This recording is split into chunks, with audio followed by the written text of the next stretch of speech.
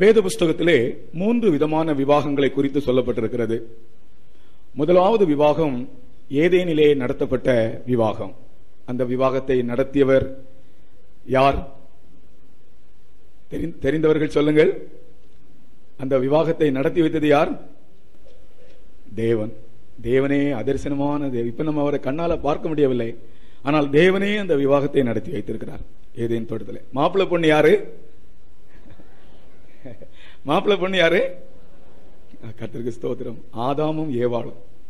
அவர்கள் 2 பேரையும் தேவனே இணைத்தாராம். அதை நினைக்கும் போது மனுஷனை பற்றி அவர் எவ்வளவு கவலைப்படுகிறார் பாருங்கள். தேவனே இணைத்தார். 2வது ஒரு விவாகத்தை பற்றி சொல்லப்பட்டது பூமியிலே நடக்கிற விவாகங்கள். அதுதான் பழைய ஏற்பாட்டிலும் புதிய ஏற்பாட்டிலும் அநேக இடங்களில் வேதத்தில் ஆதாரங்கள் உண்டு. இந்த விவாகம் வேத ஆதாரமுள்ள ஒரு காரியம். சிலர் நினைக்கிறார்கள் நாங்கள் விவாகத்தை மறுக்கிறோம் என்று நினைக்கிறார்கள். இல்லை, நாங்கள் விவாகத்தை நடத்தி கொடுக்கிறோம். நாங்கள் விவாகத்தை மறுக்கிறவர்கள் அல்ல. காரணம், விவாகம் வேதம் ஒத்துக்கொள்ளுகிற, வேதத்தை அடிப்படையாக கொண்ட ஒரு காரியம். கர்த்தருக்கு ஸ்தோத்திரம். 3வது ஒரு விவாகம் உண்டு. அந்த விவாகம் இனி நடக்க போகிற விவாகம். அது எங்க நடக்கும் தெரியுமா? எங்க நடக்கும்? மத்திய ஆகாயத்திலே. கர்த்தராகிய இயேசு கிறிஸ்து தன்னுடைய மணவாட்டியை சேர்த்துக் கொள்ளும்படி வரும்போது அந்த விவாகம் மத்திய ஆகாயத்திலே நடக்கும். அப்படி 3 விவாகங்களை குறித்து வேதம் சொல்லுகிறது.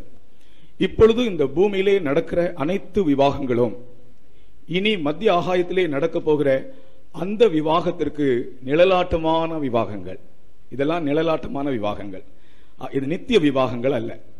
ஆகையினால் தான் இவர்கள் ஓத்து எடுக்கும் போது, இவர்கள் அந்த வாக்கு உறுதி கொடுக்கும் போது அவர்கள் சொல்கிறார்கள் மரண பரியந்தம் சொல்கிறார்கள். மரண பரியந்தம் உமக்கு மனைவியாக இருப்பேன். மரணம் மறைக்கும் தான் இந்த கல்யாணம். மரணத்துக்கு பிறகு ஒரு நித்திய வாழ்க்கை இருக்கிறது. அந்த விவாகம் ஒரு நித்திய விவாகம். அந்த விவாகத்திற்கு இந்த விவாக ஜீவியம் ஒரு நிழல். ஆகையினால் தான் நாங்கள் விவாகம் நடத்தும் போது வேதத்திலிருந்து வசனங்களை எடுத்து பேசுகிறோம். ஒரு இடத்துல சொன்னார்கள், இவங்க கல்யாணத்துக்கு போனா பிரசங்கம் பண்ணுவாங்க அப்படின்னு. கண்டிப்பா கல்யாணத்தில் பிரசங்கம் பண்ணத்தான் வேண்டும். எந்த கல்யாணமானாலும் அந்த கல்யாணத்திலே வேதத்திலிருந்து பிரசங்கம் பண்ணத்தான் வேண்டும். ஏனென்றால் விவாகம் என்பது வேதம் அடிப்படையாக சொல்லுகிற ஒரு காரியம். இனி வரப்போகிற விவாகத்திற்கு நிழலான ஒரு காரியம். அதை குறித்து பேசத்தான் வேண்டும். கர்த்தருக்கு ஸ்தோத்திரம். நீங்கள் கேட்கத்தான் வேண்டும். ஆமா, நாங்க கேட்போம் சொல்றோங்க. ஒரு அல்லேலூயா சொல்லுங்கள். கர்த்தருக்கு ஸ்தோத்திரம். இன்றைக்கு நான் காலேபினுடைய மகளுக்கு நடந்த விவாகத்தை தான் சொல்ல போகிறேன். காலேபின் மகளுக்கு நடந்த விவாகத்தை குறித்து தான் நான் சொல்ல போகிறேன். நீங்கள் பல முறை படித்திருப்பீர்கள். நியாயாதிபதிகளின் புஸ்தகம் 1ஆம் அதிகாரம் 12ஆம் 13ஆம் வசனங்கள். நியாயாதிபதிகள் 1:12-13 வசனங்களை வாசிப்போம். அப்பொழுது காலேப் கிரியாத் செப்பேரை சங்காரம் பண்ணி பிடிக்கிறவனுக்கு என் குமாரத்தியாகிய அக்சாலை விவாகம் பண்ணி கொடுப்பேன் என்றான். அப்பொழுது காலேபுடைய தம்பியாகிய கேனாசின் குமாரன் ஒத்தினியேல் அதை பிடித்தான். ஆகையால் தன் குமாரத்தியாகிய அக்சாலை அவனுக்கு விவாகம் பண்ணி கொடுத்தான். கர்த்தருக்கு ஸ்தோத்திரம். வேதத்திலே காலேப் என்று ஒரு விசுவாச வீரன் இருந்தான். இந்த காலேபினுடைய ஜீவியத்தை பற்றி சுருக்கமாக சொல்ல போனால், இவன் உத்தமமாய் கர்த்தரை பின்பற்றின ஒரு மனிதன். போட்டோகிராஃபர்ஸ் ஒரு போட்டோ போதும், அப்புறமா கைப்பிடித்து கொடுக்கும்போது எடுக்கலாம். ஒன்னு எடுத்துக்காங்க.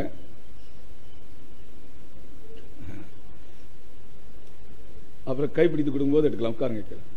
உட்காருங்க.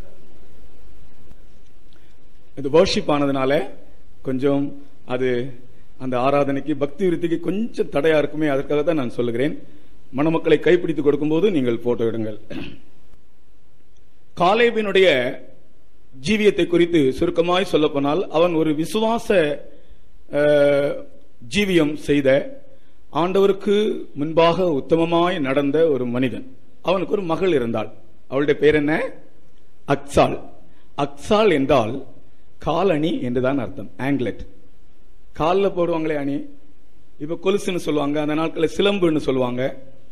காலணி காலில் போடுகிறாங்க. கர்த்தருக்கு ஸ்தோத்திரம். அதற்கு பல அர்த்தங்கள் உண்டு, அதெல்லாம் நான் இன்றைக்கு சொல்ல விரும்பவில்லை. காலேபுக்கு ஒரு மகள் இருந்தாள், அவளுக்கு அக்சால் என்று பெயர். இவளுக்கு ஒரு விவாகம் தேவைப்பட்டது. அந்த நாட்களிலும் கூட தங்கள் பிள்ளைகளுக்கு விவாகம் தேவையாக இருந்தால் ஆவிக்குரிய பெற்றோர் ஆவிக்குரிய விதமாகவே அதை சிந்தித்திருக்கிறார்கள். தங்கள் பிள்ளைகளுடைய விவாகம் ஆண்டவருடைய ஒரு சித்தத்தின்படி அமைய வேண்டும் என்று ஆவிக்குரிய பெற்றோர் அநேகர் விரும்பியிருக்கிறார்கள். இந்த நாட்களிலும் கூட ஆவிக்குரிய பெற்றோராக இருப்பவர்கள் தங்கள் பிள்ளைகளுடைய விவாகம் ஆண்டவருடைய சித்தத்தின்படி அமைய வேண்டும் என்றுதான் விரும்புவார்கள். ஆவிக்குரியவர்கள். அது உண்மைதான் என்று சொல்கிறவர்கள் கரங்களை உயர்த்துங்கள். அல்லேலூயா. உலகத்திலே ஆண்டவருடைய சித்தத்தின்படி அமையாத கல்யாணங்களும் உண்டு. பெரிய ஆடம்பரமாக மனுஷர்கள் தங்களை வெளிப்படுத்தும்படியாக என்னென்னமோ விதத்திலே நடத்துகிற விவாகங்கள் எல்லாம் உண்டு. சமீபத்திலே நான் படித்தேன், ஒரு ஆள் அப்படியே பாராசூட்ல இருந்து குதித்து வந்து மணவாட்டியை கல்யாணம் பண்ணினாராம். அது ஒரு பெரிய சாதனை. இந்த கல்யாணம் பண்ணுகிற சமயத்துல பாராசூட்ல இருந்து அப்படியே குதித்து வந்து அந்த வீர சாகசம் அதை பண்ணி கல்யாணம் பண்ணினார். இப்படி எத்தனையோ விதங்கள்ல மனிதர் அந்த கல்யாணத்திலே தங்களுடைய பெயரை, தங்களுடைய திறமையை வெளிப்படுத்தி ஒரு உலக புகழ்ச்சியை பெற்று அதில் பேப்பர்ல வர வேண்டும் என்றெல்லாம் விரும்பி அப்படியெல்லாம் செய்கிறார்கள். அது கொஞ்ச நாட்களுக்கு தான் பிரியமானவர்களே. ஆனால் ஆவிக்குரிய பெற்றோர் தங்கள் பிள்ளைகளுக்கு தேவனுடைய சித்தத்தின்படி ஆசீர்வாதமான முறையிலே ஒரு விவாகம் அமைய வேண்டும் என்றுதான் விரும்புவார்கள். இந்த காலேபும் அதைத்தான் விரும்பினான். தன்னுடைய மகளை கல்யாணம் பண்ணி கொடுக்க விரும்பினான். யாருக்கு கல்யாணம் பண்ணி கொடுப்பேன்? அவனுடைய மனதிலே ஒரு கேள்வி எழும்பியது. யாருக்கு கல்யாணம் பண்ணி கொடுப்பேன்? அவன் யோசித்தான், யாருக்கு கல்யாணம் பண்ணி கொடுக்கலாம் என்னுடைய மகளை? நான் ஒரு ஆவிக்குரிய குடும்பம், நான் கர்த்தருக்கு பயந்து ஜீவிக்கிற ஒரு மனிதன், யாருக்கு என்னுடைய மகளை கல்யாணம் பண்ணி கொடுக்கலாம்? அப்பொழுது அவனுடைய மனதிலே வந்த ஒரு காரியம், ஒரு ஜெய வீரனா இருக்கிற ஒரு மனிதனுக்கு நான் என்னுடைய மகளை கல்யாணம் பண்ணி கொடுப்பேன். ஒரு ஜெய வீரனா இருக்கிற ஒரு மனிதனுக்கு. அந்த நாட்களிலே ஜெய வீரர்கள் என்றால் அவர்கள் மிக முக்கியம் வாய்ந்தவர்களாக இருந்தார்கள். காலேபனுடைய மனதில் வந்ததான ஒரு காரியம் அதுதான். என்னுடைய மகளை நான் விவாகம் பண்ணி கொடுக்க வேண்டும் என்றால் யார் ஜெயிக்கிறவனாக இருக்கிறானோ, ஜெயம் கொள்ளுகிறவனாக இருக்கிறானோ, ஜெய வீரனாக இருக்கிறானோ அவனுக்கு தான் என் மகளை விவாகம் பண்ணி கொடுப்பேன். இப்பொழுது இந்த வசனத்தில் அவன் சொல்லுகிறான், திரும்பவும் படிங்க. அப்பொழுது காலேப் கீரியாத் செப்பேரை சங்காரம் பண்ணி பிடிக்கிறவனுக்கு என் குமாரத்தியாகிய அக்சாலை விவாகம் பண்ணி கொடுப்பேன் என்றான். அப்பொழுது காலேபுடைய தம்பியாகிய கேனாசின் குமாரன் ஒத்னியேல் அதை பிடித்தான். இந்த போதும். கீரியாத் செப்பேர் என்று ஒரு பட்டணம் இருந்தது. அந்த பட்டணத்தை யார் ஜெயிக்கிறதோ அந்த ஜெய வீரனுக்கு என்னுடைய மகளை நான் கல்யாணம் பண்ணி கொடுப்பேன் என்றான். கர்த்தருக்கு ஸ்தோத்திரம். உடனே ஒத்னியேல் என்பவன், அவன் கூட காலேபினுடைய சந்ததியை சேர்ந்தவன் தான். ஒத்னியேல் என்பவன் அந்த கீரியாத் செப்பேர் என்ற பட்டணத்தை ஜெயித்தான். ஒரு யுத்தத்துக்கு போய் ஒரு பட்டணத்தை ஜெயிப்பதென்றால் அது சாதாரண காரியம் அல்ல. ஏனென்றால் யுத்தம் கர்த்தருடையது. கர்த்தர் ஒரு மனிதனோடு இல்லாவிட்டால் அவன் யுத்தத்தை ஜெயிக்க முடியாது. அல்லது கர்த்தர் சத்துருடைய கையில் ஒப்பு கொடாவிட்டால் சத்துருக்கள் நம்மை மேற்கொள்ள முடியாது. இந்த ரெண்டையும் நாம் அறிந்திருக்க வேண்டும். ஒரு மனிதனோடு தேவன் இருந்தால்தான் அவன் யுத்தத்தை ஜெயிக்க முடியும். இந்த விஷயத்திலே இந்த ஒத்னியேல் என்பவனோடு கர்த்தர் இருந்திருக்கிறார். இந்த ஒத்னியேலை பற்றி 2 காரியம் சொல்லுகிறேன். அவன் கிறிஸ்துவுக்கு நிழல். அவன் தான் இப்ப மணவாளன். அவன் கிறிஸ்துவுக்கு நிழல், மணவாளனாகிய கிறிஸ்துவுக்கு நிழல். இயேசு கிறிஸ்துவிலும் கூட இவனிலே காணப்பட்ட 2 காரியங்கள் இருந்தன. ஒன்று, இவனுக்குள் இருந்தது விசுவாசத்தின் ஆவி. அது அவனுடைய குடும்ப பரம்பரையே விசுவாச பரம்பரை தான். ஆனால் இதே பரம்பரையிலே வந்தவன் நாபால், அவனுக்கு விசுவாசம் இல்லை. அவனும் காலேபின் சந்ததியை சேர்ந்தவன் தான், ஆனால் அவனுக்குள் விசுவாசம் இல்லை. ஆனால் இவன் காலேபினுடைய சந்ததி, காலேபின் குடும்பம், இவனுக்குள் விசுவாசம் இருந்தது. கர்த்தருடைய நாமத்துக்கு ஸ்தோத்திரம். கர்த்தராகிய இயேசு கிறிஸ்துவும் கூட விசுவாசத்தினால் ஜெயிப்பவராக இருந்தார். அந்த விசுவாசத்தை கொண்டுதான் இந்த நாட்களிலே அவர் ஒரு மனைவியை சம்பாதிக்க போகிறார். இயேசு கிறிஸ்துவிடம் இருந்த விசுவாசம்தான் நம்மை அவருக்கு மணவாட்டியாக மாற்றுகிறது என்று சொல்லலாம். அப்படி என்றால் ஒரு விவாக காரியத்திலும் கூட நீங்கள் விவாகம் பார்க்கும் முன்னதாக, ஆலோசிக்கும் முன்னதாக, அந்த விஷயத்திலும் நீங்கள் விசுவாசிக்கிறவர்களாக இருக்க வேண்டும். நான் என் தேவனை விசுவாசிக்கிறேன், எனக்கு ஏற்ற ஒரு மனைவி கிடைக்கும் என்ற விசுவாசம் யாருக்குண்டோ அவர்களுக்கு பிரச்சனை இல்லாத ஒரு மனைவியை கர்த்தர் கொடுப்பார். கர்த்தருக்கு ஸ்தோத்திரம். விசுவாசம் இல்லாமலும் மனைவி கிடைக்கும், ஆனால் அப்படி கிடைக்கிற மனைவிமார் பிரச்சனையின் மனைவிமாராக இருப்பார்கள். வாழ்நாளெல்லாம் அந்த பிரச்சனையை சுமக்க வேண்டியதாக இருக்கும். ஆகையினால் விவாக காரியத்தில் விசுவாசம் உடையவர்களாக இருக்க வேண்டும். விவாக காரியத்தில் மட்டுமல்ல, நம்முடைய வாழ்க்கையின் அனைத்து காரியங்களிலும் நாம் விசுவாசம் உடையவர்களாக இருக்க வேண்டும். உங்கள் விசுவாசமே உலகத்தை ஜெயிக்கிற ஜெயம். விசுவாசம் உள்ள ஒரு மனிதன் தான் இந்த உலகத்திலே ஆண்டவருக்கென்று ஜீவிக்க முடியும். விசுவாசம் உள்ள ஒரு மனிதன் தான் தன்னுடைய குடும்பத்தை ஆசீர்வாதமாய் கொண்டு போவான். அவனுடைய குடும்பம் தான் ஆசீர்வாதமாக இருக்கும். கர்த்தருக்கு ஸ்தோத்திரம். இந்த ஒத்னியேல் என்பவன் விசுவாசம் உடையவன். 2வது, நாம் இப்பொழுது பார்த்தது போல அவன் ஜெயம் பெற்றவன். கிரியாத் செப்பீரை ஜெயித்தான். இயேசு கிறிஸ்து கூட ஜெயம் பெற்றவர். இந்த ஒத்னியேலை பற்றி நாம் படிக்கும்போது நான் ஏற்கனவே உங்களுக்கு சொல்லி இருக்கிறேன், இவன் 2 காரியங்களை ஜெயித்தானாம். 1ஆம் அதிகாரத்தில் ஒரு ஜெயம், 3ஆம் அதிகாரத்தில் ஒரு ஜெயம். இந்த 2 ஜெயத்தையும் நாம் ஒப்பிட்டு பார்க்கும்போது இது கர்த்தராகிய இயேசு கிறிஸ்துவினுடைய ஜெயத்திற்கு ஒரு நிழலாக காணப்படுகிறது. கர்த்தருக்கு ஸ்தோத்திரம். 1ஆம் அதிகாரத்தில் அவன் ஒரு பட்டணத்தை ஜெயித்தான். 3ஆம் அதிகாரத்தில் அவன் ஒரு ராஜாவை ஜெயித்தான். அவனை பற்றிய விஷயமே அவன் ஜெயிக்கிறவன், விசுவாசத்தினால் ஜெயம் எடுக்கிறவன். அப்படியே கர்த்தராகிய இயேசு கிறிஸ்து கூட விசுவாசத்தினால் ஜெயம் எடுத்தார். 1வது, இவன் ஒரு பட்டணத்தை ஜெயிக்க வேண்டும். அதுதான் காலேபினுடைய நிபந்தனை. அந்த பட்டணம் என்ன? கிரியாத் செப்பீர். கிரியாத் செப்பீர் என்றால் புஸ்தகங்களின் பட்டணம் என்று அர்த்தம். City of books. புஸ்தகங்களின் பட்டணத்தை அவன் ஜெயித்தான். இயேசு கிறிஸ்துவிலும் கூட இந்த ஜெயத்தை நாம் காண்கிறோம். அது என்ன? புஸ்தகங்களின் பட்டணத்தை ஜெயிப்பதென்றால் என்ன? அப்படி என்றால் அவன் அது எந்த புஸ்தகமாக இருக்க வேண்டும்? புதிய ஏற்பாட்டிலே எந்த புஸ்தகமாக இருக்க வேண்டும்? புஸ்தகங்களின் பட்டணத்தை ஜெயிப்பதென்றால் ஒரு புஸ்தகத்தை படித்து அந்த புஸ்தகத்தில் இருக்கிறபடியே தங்கள் வாழ்க்கையை மாற்றிக்கொள்வதை காண்பிக்கிறது. இப்ப நான் உங்களுக்கு அர்த்தத்தை சொல்லிவிட்டேன். அப்படியானால் அந்த புஸ்தகம் எந்த புஸ்தகமாக இருக்கும்? எந்த புஸ்தகமாக இருக்கும்? இதுதான் புஸ்தகம் என்று அழைக்கப்பட தகுதியுள்ள ஒரே புஸ்தகம். ஒரு ஆள் மரண தருவாயில் இருந்தபோது தன்னுடைய ஜீவன் போகும் கொஞ்ச நேரத்துக்கு முன்னாலே புஸ்தகத்தை கொண்டு வா, புஸ்தகத்தை கொண்டு வா என்று சொன்னார். அவருக்கு வேத புஸ்தகம் என்று சொல்ல வரவில்லை. புஸ்தகத்தை கொண்டு வா, புஸ்தகத்தை கொண்டு வா என்று சொன்னார். அப்ப செவியில போய் கேட்டாங்க, எந்த புஸ்தகம், எந்த புஸ்தகம் செவியில கேட்டாங்க. உடனே அவருக்கு ஒரு வல்லமை வந்து விட்டார். பேச ஆரம்பித்தார். புஸ்தகம் என்று அழைக்கப்பட தகுதியுள்ள ஒரே புஸ்தகம், அதை கொண்டு வா. அப்பொழுது அவர்கள் வேத புஸ்தகத்தை கொண்டு வந்தார்கள். வேத புஸ்தகத்தை கொண்டு வந்து 90ஆம் சங்கீதத்தை படிக்க சொன்னார். 90ஆம் சங்கீதத்தை படித்து முடிக்கும் போது அவர் கண்களை மூடினார். கர்த்தருக்கு ஸ்தோத்திரம். அவருடைய பழக்கம் வேத புஸ்தகத்தை இடைவிடாமல் வாசிப்பது. வேத புஸ்தகத்தை இடைவிடாமல் வாசிப்பதுதான் அவருடைய பழக்கம். அப்படி வாசிக்கிறவர்கள் தான் இந்த புஸ்தகங்களின் பட்டணத்தை ஜெயித்தவர்கள்.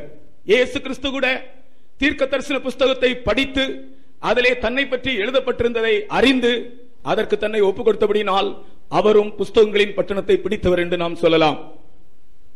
இயேசு கிறிஸ்து தீர்க்க தரிசன புஸ்தகங்களை படித்தார். அதிலே தன்னை பற்றி என்ன எழுதப்பட்டிருந்தது என்று நினைத்தார். அதில் எழுதப்பட்டிருந்த யாவையும் தன் ஜீவியத்தில் நிறைவேறும்படி தன்னை ஒப்புக் கொடுத்தார். அப்படி அவர் புஸ்தகங்களின் பட்டணத்தை ஜெயித்தார். கர்த்தருக்கு ஸ்தோத்திரம்.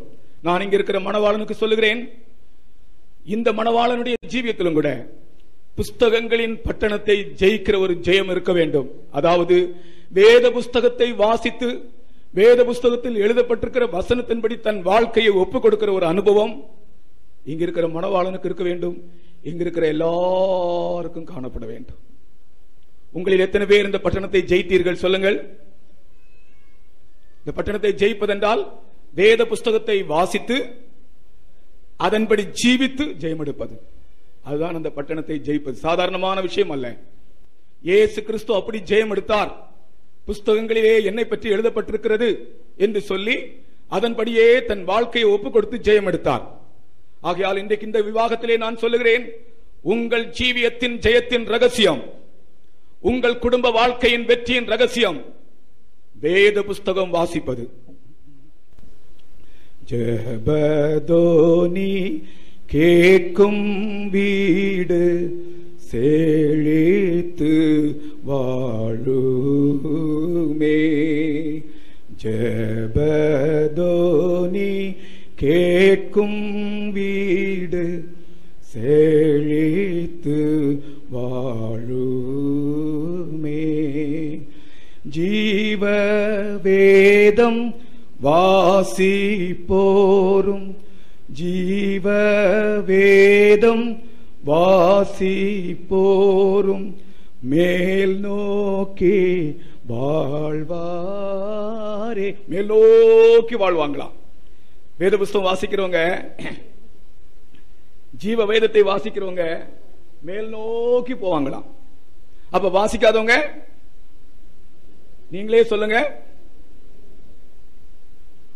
ஒரு தமிழ்ல ஒரு பழமொழி சொல்லுவாங்க, கூரை இல்லாத வீடு குட்டி சுவர்னு சொல்லுவாங்க.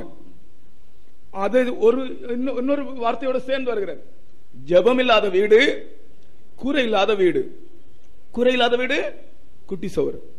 அப்ப எந்த வீட்டில் ஜெபம் இல்லையோ அந்த வீடு குட்டி சுவர், எந்த வீட்டில் வேத வாசிப்பு இல்லையோ அந்த வீடு குட்டி சுவர். ஜீவ வேதம் வாசிப்போரும் மேல் நோக்கி வாழ்வாரே.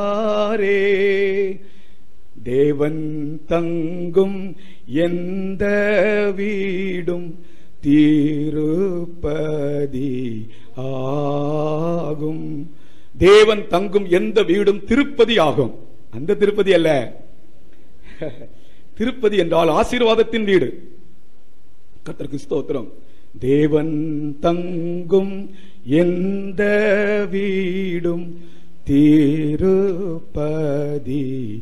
ஆகும்.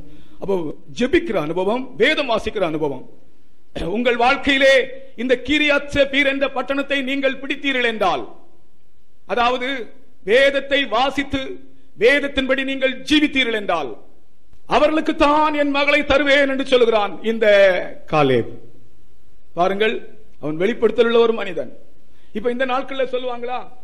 இப்ப யாரோ தன்னுடைய பெற்றோர், நம்முடைய விசுவாசிகள் கூட இருக்கட்டும், நீங்கள் எத்தனை பேர் சொல்லுவீங்க, என் மகளை நான் யாருக்கு கொடுப்பேன்? என் மகள் என்ன படித்திருக்கிறாள்? எம்பில் படித்திருக்கிறாள், PhD முடித்திருக்கிறாள், எவ்வளவு சம்பளம் வாங்குகிறாள்? நான் கேட்டேன் ஒரு பிள்ளை இடத்துல, எவ்வளவு சம்பளம் வாங்குற? 75,000 வாங்குறேன் என்று சொன்னாள். அப்ப 75,000 சம்பளம் வாங்குற பிள்ளைக்கு இப்ப கல்யாணம் நடக்க போகிறது.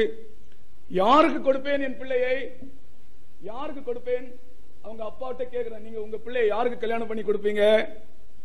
வேத புஸ்தகத்தை வாசித்து பலமுறை வாசித்து முடித்தவன் யாரோ, வேத புஸ்தகத்தின்படி ஜீவிக்கிறவன் யாரோ, அவனுக்குத்தான் என் பிள்ளையை கொடுப்பேன் என்று எத்தனை பேர் சொல்லுவீங்க? எப்படி சொல்லுவீங்க? கஷ்டம்தான். என் பிள்ளை எம்பில் படித்தா இது போல ஒரு மாப்பிள்ளை வேண்டும், அதே போல படித்த அதை விட படித்த மாப்பிள்ளை வேண்டும்.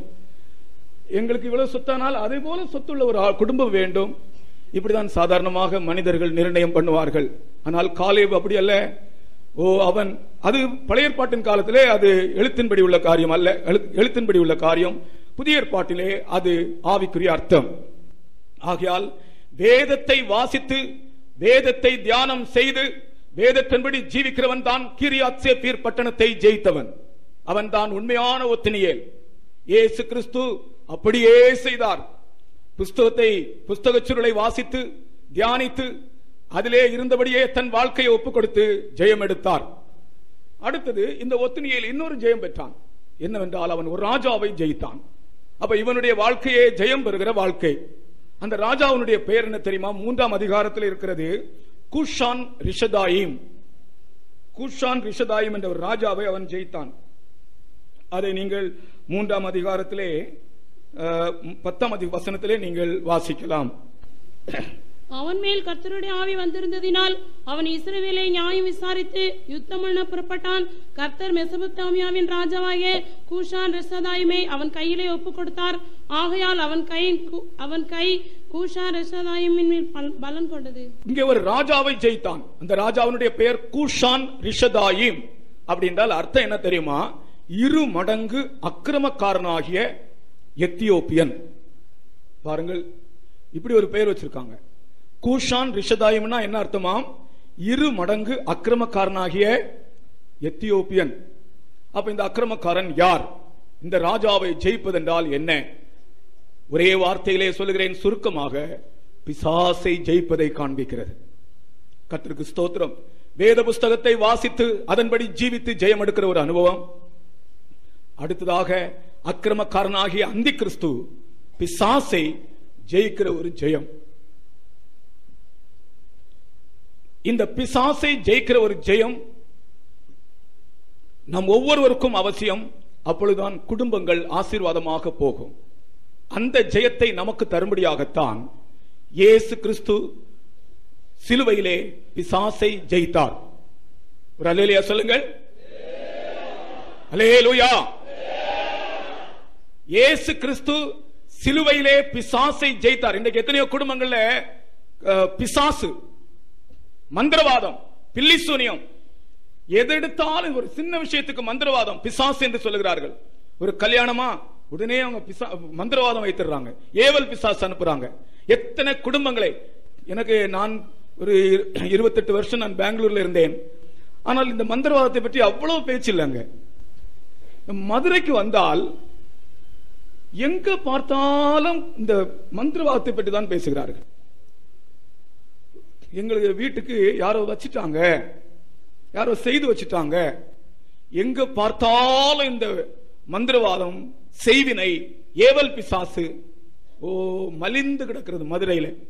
சிவகாசியில் எப்படி எனக்கு தெரியவில்லை. சிவகாசியில் ஓரளவு இருக்கிறதா. அப்ப இங்க ரொம்ப பேர் கூஷான் ரிஷதாயிமை ஜெயித்தவங்க இருக்கிறாங்க போல. கர்த்தருக்கு ஸ்தோத்திரம். நான் உங்களுக்கு சொல்லுகிறேன், குடும்பங்களை கெடுக்கிற பிசாசை, புருஷன் மனைவியை கெடுக்கிற பிசாசை, புருஷன் மனைவிக்குள்ளே இருக்கிற ஐக்கியத்தை கெடுக்கிற பிசாசை நீங்கள் ஜெயிக்கும்படி கர்த்தராகிய இயேசு கிறிஸ்து சிலுவையிலே அந்த பிசாசின் தலையை நசுக்கி போட்டார். அல்லேலூயா. நீங்கள் மந்திரவாதிகளை தேடி போக வேண்டாம். உங்கள் வீட்டில் இருக்கிற மந்திரவாத சக்தியை மேற்கொள்ளும்படிக்கு உங்களுக்கே கர்த்தர் அதிகாரம் தருகிறார். உங்களையே கர்த்தர் ஒரு ஒத்தினியலாக மாற்றுகிறார். 2 மடங்கு அக்கிரமக்காரனாகிய அந்த எத்தியோப்பியனாகிய அந்த பிசாசை, அந்தி கிறிஸ்துவை, பிசாசின் ஆவியை, பில்லிசூனிய கட்டை ஜெயிக்கும்படி கர்த்தர் உங்களுக்கு அதிகாரம் தருகிறார். எத்தனையோ குடும்பங்கள் கலங்கி தவிக்கின்றன. சமீபத்தில் ஒரு வீட்டுக்கு போனேன். நல்ல குடும்பம்தான், நல்ல குடும்பம்தான். ஆனால் அவர்களுடைய புருஷனுக்கும் அவர்களுக்கும் சரியான ஒரு அண்டர்ஸ்டாண்டிங் இல்லை. அவங்க சொல்றாங்க, நல்ல புருஷன் தான், என் புருஷன் நல்லவர் தான், யாரோ ஏதோ செய்து வைத்திருக்கிறார்கள், ஆகையினால் அவர் என்னை விளங்கிக் கொள்ளுகிறதில்லை, அப்படியே பைத்தியம் பிடித்தவர் போல் இருக்கிறார். இன்றைக்கு எத்தனையோ பேருடைய குடும்பங்களிலே பிசாசின் ஆவிகள் தலை தூக்கி தாண்டவம் ஆடுகின்றன. இன்றைக்கு இந்த கல்யாணத்தில் நான் ஏன் இதை பேசுகிறேன் என்று தெரியவில்லை. இங்கே மணமக்கள் 2 பேர் இருக்கிறார்கள், தம்பதிகள். புதிய தம்பதிகள், பழைய தம்பதிகள் எத்தனையோ பேர் உட்கார்ந்து கேட்டுக்கொண்டிருக்கிறீர்கள். எத்தனையோ பேருடைய வீடுகளிலே பிசாசின் ஆவிகள் போராடுகின்றன. இந்த கல்யாணத்தில் கர்த்தர் உங்களுக்கு கொடுக்கிற தூது, ஒத்னியேலை போல நீங்கள் ஜெயம் அடையும்படியாக அந்த ஆண்டவருடைய ஜெயத்தை உங்களுக்கு தருகிறார். பிசாசை ஜெயிக்க நாம் என்ன செய்ய வேண்டும் என்று ஒரே ஒரு காரியம் சொல்லுகிறேன். பிசாசை நாம் ஜெயிக்க வேண்டும் என்றால் பல காரியங்கள் உண்டு, எல்லாம் சொல்ல நமக்கு சமயம் இல்லை. இப்பொழுது விவாகத்தை முடிக்க வேண்டுமே. ஜெபிக்கிறவர்களாய் மாற வேண்டும். கர்த்தராகிய இயேசு கிறிஸ்துவை நோக்கி அப்பா பிதாவே என்று நீங்கள் கூப்பிட்டு உங்கள் காரியங்களை சொல்லி ஜெபிக்கிறவர்களாக இருந்தால் நீங்கள் பிசாசை ஜெயிக்கலாம். கர்த்தருக்கு ஸ்தோத்திரம். முதலாவது நீங்கள் வசனத்தை படித்தீர்களே, முதலாவது சொன்ன ஜெயம் பிசாசை ஜெயிக்க அது உங்களுக்கு உதவியா இருக்கும். வசனத்தை கொண்டு பிசாசை ஜெயிக்கலாம், ஜெபத்தினால் பிசாசை ஜெயிக்கலாம். கர்த்தருக்கு ஸ்தோத்திரம். இயேசு கிறிஸ்துவை பிசாசு சோதிக்க வந்தபோது வசனத்தை கொண்டுதான் அவனை ஜெயித்தார். அதுபோல நீங்கள் இந்த புஸ்தகத்தை படிக்கிறதுனாலே வசனத்தை கொண்டும் பிசாசை ஜெயிக்கலாம், ஜெபிக்கிறதுனாலே ஜெபத்தை கொண்டும் பிசாசை ஜெயிக்கலாம். அப்படி ஜெயம் எடுத்தவன் தான் இந்த ஒத்னியேல். அவனுக்கு தன்னுடைய மகளாகிய அக்சாளை விவாகம் பண்ணி கொடுத்தான். காலேப். அக்சாள் என்றால் காலணி என்று அர்த்தம். காலிலே அணியும் சிலம்பு, அல்லாவிட்டால் கொலுசுன்னு சொல்லுவாங்க, சிலம்பு. இது காலணி, பாதத்திற்கு காலுக்கு அலங்காரமாக அந்த நாட்களில் அணிவார்கள். இந்த நாட்களில் குறைவுதான், நாகரிகம் வர வர வர கொஞ்சம் குறைந்து கொண்டே போகிறது. ஆனால் சில இடங்கள் எல்லாம் அது இருக்கிறது. கர்த்தருக்கு ஸ்தோத்திரம். இந்த கால் அணி என்பது கால்களை விசேஷமாக அழகுபடுத்தக்கூடியது. ஆனால் புதிய ஏற்பாட்டின் காலத்திலே ஒரே ஒரு காரியம் உங்களுக்கு சொல்லுகிறேன். இந்த காலணியிலிருந்து நாம் வெளிப்படுத்த அறிகிற ஒரு சத்தியம், கர்த்தராகிய இயேசு கிறிஸ்து தன் சீஷருடைய பாதங்களை கழுகும்படி வந்தார். அதுபோல நம்முடைய பாதங்கள் கழுகப்பட வேண்டும். யாரால் கழுகப்பட வேண்டும்? அது நம்முடைய ஆண்டவரால் கழுகப்பட வேண்டும். நம்முடைய பாதங்களை ஆண்டவர் கழுகும்படி ஒப்பு கொடுக்க வேண்டும். அப்பொழுதுதான் நம்முடைய பாதங்கள் அழகாக மாறும். அதாவது நம்முடைய நடத்தைகள், நம்முடைய போக்குவரவுகள். கர்த்தருக்கு ஸ்தோத்திரம். கர்த்தர் உன் போக்கையும் உன் வரத்தையும் இது முதற்கொண்டு என்றைக்கும் காப்பார். அப்படி என்றால் நம்முடைய பாதங்களுக்கு கொலுசு என்று சொல்வது என்ன தெரியுமா? சிலம்பு என்று சொல்வது என்ன தெரியுமா? நம்முடைய பாதங்கள் தேவ சித்தத்தின்படியே போவதும் வருவதும் தான். அப்படிப்பட்ட பாதங்களை உங்களுக்கு தருவாராக. தேவ சித்தத்தின்படி நீங்கள் போவீர்கள், தேவ சித்தத்தின்படி நீங்கள் வருவீர்கள். உங்களுக்கு தீமை வரவே வராது, உங்களுக்கு ஆபத்துகள் வரவே வராது. கர்த்தருடைய பரிசுத்த நாமத்துக்கு ஸ்தோத்திரம். இந்த அக்சாலிலிருந்து நான் சொல்லுகிற ஒரு சத்தியம், அதிலே பல விவரங்கள் உண்டு, விளக்கங்கள் உண்டு. எல்லாவற்றையும் சொல்ல எனக்கு இன்றைக்கு சமயம் இல்லை. மணவாளனே உன்னுடைய பாதங்களும், மணவாட்டியே உன்னுடைய பாதங்களும், நீங்கள் ஆண்டவருடைய சித்தத்தின்படி உங்களுடைய போக்குவரவு இருக்கும் என்றால் அப்பொழுது நீங்கள் அக்சால் என்று அழைக்கப்படுவீர்கள். ஆவிக்குரியபடி ரெண்டு பேரும் யாரெல்லாம் ஆண்டவருடைய பாதையில் நடக்கிறீர்களோ, சத்தியத்தின்படி நடக்கிறீர்களோ, அவர்கள் எல்லாம் அக்சால் மார்தான். அப்படி என்றால் எங்க இருக்கிற அக்சால்கள் எல்லாம் ஒரு அல்லேலூயா சொல்லுவோமாக. அல்லேலூயா. அக்சாலை அவனுக்கு விவாகம் பண்ணி கொடுத்தான். இவளுடைய ஜீவியத்திலும் கூட ரெண்டு காரியங்களை நாம் காணலாம். ஒன்று விசுவாசம் என்றால் இவளும் காலேபினுடைய மகள் தானே, விசுவாச பரம்பரையிலே பிறந்தவள். நான் சொல்லுகிறேன், திரும்பவுமாக சொல்லுகிறேன், விசுவாசம் இல்லாவிட்டால் வாழ்க்கை அசைந்து போகும். நம்முடைய வாழ்க்கையை அசைக்கும்படி உலகத்தில் பல வல்லமைகள் எழும்பி வருகின்றன. ஆனால் நம்முடைய வாழ்க்கை விசுவாசம் இருந்தால் நிச்சயமாக நிலை நிற்கும். இந்த விசுவாசம் இந்த அக்சாளுக்கும் இருந்தது. இரண்டாவது, அவளுக்கு ஆசீர்வாதங்களை குறித்த ஒரு வெளிப்படுத்தல் இருந்தது, ஆண்டவருடைய ஆசீர்வாதம். ஆகினால் தான் அவள் தன்னுடைய தகப்பனிடத்திலே எனக்கு ஒரு ஆசீர்வாதம் தர வேண்டும் என்று கேட்கிறாள். கர்த்தருக்கு ஸ்தோத்திரம். கேளுங்கள், அப்பொழுது உங்களுக்கு கொடுக்கப்படும். நாம் ஆண்டவரிடத்திலே கேட்டு பெற்றுக்கொள்ள வேண்டும். நாம் கேட்கிறதை அவர் மறுக்க மாட்டார். தகப்பன் பிள்ளை கேட்கிறதை மறுக்க மாட்டார். தேவனுடைய சித்தத்தின்படி எதை கேட்டாலும் அவர் உங்களுக்கு கொடுப்பார் என்பதே அவர் மேல் உங்களுக்கு இருக்கிற நம்பிக்கையாக இருக்கிறது. இந்த அக்சால் என்ன செய்தாள்? தன்னுடைய கழுதையின் மேலிருந்து இறங்கினாள். தன்னுடைய கழுதையின் மேல் இருந்து இறங்கினாள். ஆசீர்வாதத்துக்கு முன்பாக உங்கள் கழுதைகளிலிருந்து நீங்கள் இறங்க வேண்டும்.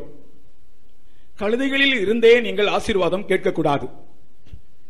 ஆசீர்வாதம் பெறும் முன்னதாக உங்கள் கழுதைகளை விட்டு நீங்கள் இறங்க வேண்டும். கர்த்தருக்கு ஸ்தோத்திரம். அதனுடைய அர்த்தம், கழுதை என்பது நம்முடைய ஒப்பீனியன், நம்முடைய அபிப்பிராயங்கள். நம்முடைய மனதிலே பல அபிப்பிராயங்கள் உண்டு. அந்த அபிப்பிராயங்கள் எல்லாம் விட்டு ஆண்டவருடைய ஆசீர்வாதத்தை பெற்றுக்கொள்ள வேண்டும் என்கிற ஒரே மனதோடு கூட ஆண்டவரிடத்தில் நீங்கள் எதை கேட்டாலும் உங்களுக்கு ஆசீர்வாதமாக அவர் தருவார். கர்த்தருக்கு ஸ்தோத்திரம். இன்றைக்கு குடும்பங்கள் காக்கப்படுகிற ஒரு விசேஷித்த அனுபவம் கர்த்தரிடத்திலே ஆசீர்வாதத்தை கேட்பது. இவள் கேட்டது என்ன தெரியுமா? எனக்கு ஒரு நீர்ப்பாய்ச்சலான தோட்டத்தை தாரும் என்று தகப்பனிடத்திலே கேட்டாள். உடனே அவன் நீர்ப்பாய்ச்சலான ஒரு தோட்டத்தை கொடுத்தான். கர்த்தருடைய நாமத்துக்கு ஸ்தோத்திரம். இந்த நீர்ப்பாய்ச்சலான தோட்டம் என்பது எதை காண்பிக்கிறது தெரியுமா? புதிய ஏற்பாட்டின் காலத்திலே அபிஷேகம் உள்ள ஒரு ஜீவியத்தை காண்பிக்கிறது. எனக்கு ஒரு அபிஷேகம் தாரும் ஆண்டவரே, எனக்கு ஒரு அபிஷேகம் தாரும் ஆண்டவரே. அதுதான் நீர்ப்பாய்ச்சலான தோட்டம். நீ நீர்ப்பாய்ச்சலான தோட்டம் போலவும் வற்றாத நீரூற்றை போலவும் இருப்பாய். உங்களுடைய வாழ்க்கையிலே என்ன விசேஷங்கள் இருந்தாலும் பரிசுத்த ஆவியின் அபிஷேகம் இல்லாவிட்டால் உங்களுடைய வாழ்க்கை ஒரு வாழ்க்கை அல்ல. உங்களுக்கு ஒரு பெரிய வீடு இருக்கலாம், பெரிய ஒரு பங்களா இருக்கலாம், ஆனால் அது விசேஷம் அல்ல. உங்களுக்கு இப்பொழுது லேட்டஸ்டாக இறங்கி இருக்கிற ஒரு நல்ல கார் இருக்கலாம், ஆனால் அது ஒரு விசேஷம் அல்ல. உங்களுக்கு பெரிய படிப்பு இருக்கலாம், ஆனால் அது விசேஷம் அல்ல. உங்களுக்கு ஏராளமான ஃப்ரெண்ட்ஸ் இருக்கலாம், உற்றார் உறவினர்கள் இருக்கலாம், நியரஸ்ட் அண்ட் டியரஸ்ட் இருக்கலாம், ஆனால் அவர்கள் அது ஒரு விசேஷம் அல்ல.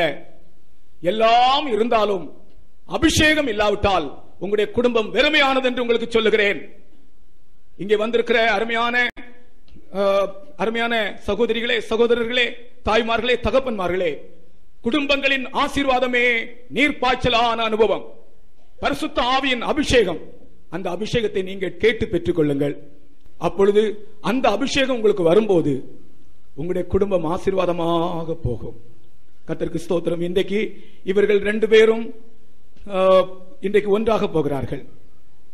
2 மாமரத்தை ஒன்றாக மாற்றும் போது அதனுடைய பழம் ரொம்ப சுவையாக இருக்குமாம்.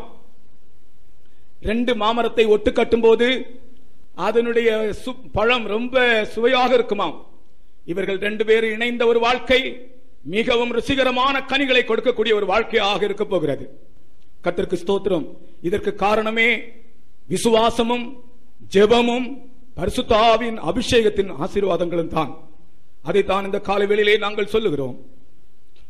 இவர்களுடைய குடும்ப வாழ்க்கையிலே இவர்கள் கடைசி வரைக்கும் ஆசீர்வதிக்கப்பட வேண்டும் என்றால் கர்த்தர் அவர்களை அபிஷேகம் பண்ணி நடத்த போகிறார். உங்கள் குடும்பங்கள் ஒவ்வொன்றிலும் கர்த்தர் இந்த அக்சால் கேட்டது போல ஒரு நீர்ப்பாய்ச்சலான அனுபவத்தை தாரும் ஆண்டவரே என்று கேளுங்கள். பரிசுத்த ஆவியை எங்களுக்கு தாரும் ஆண்டவரே என்று கேளுங்கள். அப்பொழுது குடும்பங்கள் சரியாக போகும். குடும்பங்களிலே பரிசுத்த ஆவியானவர் வந்துவிட்டால் அசுத்த ஆவியானவருக்கு இடமே இல்லை, பொல்லாத வல்லமைகளுக்கு இடமே இல்லை. குறைச்சலை நிறைவாக்குகிறவர் கர்த்தர். கானா ஒரு கல்யாணத்திலே பாருங்கள், அங்கே தேவன் அங்கே வந்தபோது குறைவெல்லாம் நிறைவாகிவிட்டது. அங்கே குறைவு இருந்தாலும் நிறைவாகும். பரிசுத்த ஆவியானவர் உங்களை லீட் பண்ணுவார். பரிசுத்த ஆவியானவர் உங்களுக்கு போதிப்பார். சில வேளைகளில் நீங்கள் குழம்பி போவீர்கள், இந்த காரியத்தை எப்படி இந்த பிரச்சனையை மேற்கொள்வது என்று. ஆனால் பரிசுத்த ஆவியானவர் யார் தெரியுமா? வேதத்தின் பொருளை வல்ல போதகராமாவி ஆனவரே, வேதத்தின் பொருளை விளக்கிட வல்ல போதகராமாவி பாதத்தில் வீழ்ந்து பணிந்திடுவோமே, பாதத்தில் வீழ்ந்து பணிந்திடுவோமே, பரிசுத்தமாவோமே, நாங்கள் பரிசுத்தமாவோமே. வேதத்தின் பொருளை விளக்கிட வல்ல போதகராம் ஆவியானவர். இந்த ஆவியானவர் ஒரு மனிதனுக்குள் வரும்போது அவனுடைய குடும்ப வாழ்க்கை அவன் எப்படி செய்ய வேண்டும் என்று போதிக்கிறார். அப்பொழுது இந்த குடும்பம் அருமையாக போகும், ஆசீர்வாதமாக போகும், நேர்மையாக போகும், நீதியாக போகும், உண்மையாக போகும். அந்த குடும்பம் கர்த்தருடைய வருகைக்கு ஆயத்தமாகிற ஒரு குடும்பமாக இருக்கும். மணவாளனாகிய இயேசு மத்திய ஆகாயத்திலே வரும்போது அந்த மணவாளனாகிய இயேசுவை சந்திக்கக்கூடிய மணவாட்டியாக இவர்கள் 2 பேரையும் மாற்றக்கூடிய அந்த அளவுக்கு அவர் போதித்து வழி நடத்துகிறார். நான் உனக்கு போதித்து நீ நடக்க வேண்டிய வழியை உனக்கு காட்டுவேன், உன்மேல் என் கண்ணை வைத்து உனக்கு ஆலோசனை சொல்லுவேன். கர்த்தருக்கு ஸ்தோத்திரம். நமக்கு சில பிரச்சனைகள் வரும்போது நாம் படித்திருக்கிறதான பாடங்கள் எல்லாம் நமக்கு உதவி செய்யாது. உலகத்தில் பாருங்க, எவ்வளவோ பட்ட படிப்புகள் படித்திருக்கிறார்கள், ஆனால் பிரச்சனை வரும்போது அவர்களுக்கு அந்த படிப்புகள் உதவி செய்கிறது இல்லை. நம்முடைய ஒரு விசுவாசி இருந்தார், ஏர்போர்ஸ்ல வேலை செய்யறவர். அதாவது நேவல்ல ஏர்கிராப்ட் கேரியர்ல இந்த பிளேன் போகுமே, அவர்கள் அந்த இதில் அவர் வேலை செய்கிறவராக இருந்தார். ஒரு முறை அங்கே ஒரு சிமுலேட்டர், அதாவது ஏரோப்ளேன்ல பயிற்சி கொடுப்பதற்கு முன்பதாக சிமுலேட்டர்ல தான் பயிற்சி கொடுப்பார்கள். அந்த சிமுலேட்டர் பழுதாகிவிட்டது. எத்தனையோ கோடி ரூபாய் விலை உள்ளது. இவர் படித்த எல்லா காரியங்களையும் பார்த்தார், ஒன்றுமே அவருக்கு உதவி செய்யவில்லை. கடைசியிலே அவர் மிகவும் துக்கத்தோடு ஃபெய்த்தோமுக்கு வந்தார். நான் அப்பொழுது கோவா ஃபெய்த்தோமில் இருக்கிறேன். ஃபெய்த்தோமுக்கு வந்தார். அவர் சொன்னார், எனக்கு பெரிய இக்கட்டிலே நான் அகப்பட்டிருக்கிறேன். நான் வேலை பார்க்கிற ஒரு சிமுலேட்டர் பழுதடைந்து விட்டது. எனக்கு மேல இருக்கிற அதிகாரி சொல்லியிருக்கிறார், இத்தனை மணி நேரத்துக்குள்ள நீ எனக்கு சரி பண்ணி கொடுக்க வேண்டும் என்று. நான் எத்தனையோ நாட்களாக பிரயாசப்படுகிறேன். நான் படித்த புத்தகங்கள் எல்லாம் திருப்பி பார்க்கிறேன், சரிப்படுத்த முடியவில்லை. உங்களுடைய பள்ளிக்கூட படிப்பை வைத்து நீங்கள் நடத்த முடியாது. உங்கள் குடும்பங்களை பரிசுத்த ஆவியானவரின் போதனையை கொண்டு நீங்கள் நடத்த முடியும். சில வேளைகளை குழம்பி போவீர்கள், என்ன செய்யலாம், எங்கே போகலாம், இந்த பிரச்சனைக்கு எப்படி பரிகாரம் உண்டாக்கலாம் என்று நீங்களே குழம்பி போவீர்கள். ஆனால் இந்த வேதத்தின் பொருளை விளக்கிட வல்ல போதகர் ஆகிய பரிசுத்த ஆவியானவர் உங்களுடைய சகல பிரச்சனைகளிலும் என்ன நீங்கள் செய்ய வேண்டும், எப்படி செய்ய வேண்டும் என்று உங்களுக்கு போதிக்கிறவராக இருக்கிறார். எங்களுக்கு ஒரு தமிழ் பண்டிட், நான் பள்ளிக்கூடத்தில் படிக்கும் போது ஒரு தமிழ் பண்டிட் அடிக்கடி இந்த வார்த்தையை சொல்லுவார், எதை எப்பப்ப எங்கெங்க செய்யணுமோ அதை அப்பப்ப அங்கங்க செய்யணும், அப்பதான் நல்லா இருக்கும். எதை எப்பப்ப எங்கெங்க செய்யணுமோ அதை அப்பப்ப அங்கங்க செய்யணும். பரிசுத்த ஆவியானவர் தான் அதற்கு உதவி செய்கிறார். எதை எப்போ எங்கெங்க செய்ய வேணுமோ அதை அப்பப்போ அங்கங்க செய்ய உதவி செய்கிறவர் யார்? பரிசுத்த ஆவியானவர். உன்னுடைய படிப்பு உதவி செய்யாது, உன்னுடைய சாமர்த்தியம் உனக்கு உதவி செய்யாது, உன்னுடைய சரீரம் உனக்கு உதவி செய்யாது. இன்றைக்கு உன்னுடைய சரீரம் நன்றாக இருக்கும், கொஞ்ச நாள் போகும்போது உன்னுடைய சரீரம் பலவீனம் அடைந்து விடும். இன்றைக்கு பாருங்க, கல்யாணம் பண்ணும் போது நன்றாக இருக்கிறார்கள், கொஞ்ச நாள் ஆன உடனே சரீரத்திலே பயங்கரமான வியாதி என்று சொல்லுகிறார்கள். இந்த பரிசுத்த ஆவியானவர் தான் அப்படிப்பட்ட வியாதியிலிருந்து நம்முடைய சரீரத்தை பாதுகாக்கிறார். கர்த்தருக்கு ஸ்தோத்திரம். நன்றாக இருக்கிறார்கள், நன்றாக சந்தோஷத்தோடு விவாகம் பண்ணுகிறார்கள். கொஞ்ச நாட்கள் போன உடனே தீரா வியாதி அவர்களை பிடித்துக் கொள்கிறது. எத்தனையோ பேரை நாம் காண்கிறோம். ஆனால் இன்றைக்கு இருக்கிற இந்த மணவாளனுக்கு மணவாட்டிக்கு நான் சொல்லுகிறேன், பரிசுத்த ஆவியானவர் உங்களுக்கு போதிக்க நீங்கள் இடம் கொடுத்தால் உங்களுடைய சரீரத்தில் இருக்கிற வியாதிகளையும் கூட பரிசுத்த ஆவியானவர் பலப்படுத்துவார். தீரா வியாதி வராமல் பாதுகாப்பார். இதை விசுவாசிக்கிறவர்கள் கரங்களை உயர்த்தி ஸ்தோத்திரிப்போமாக. அல்லேலூயா.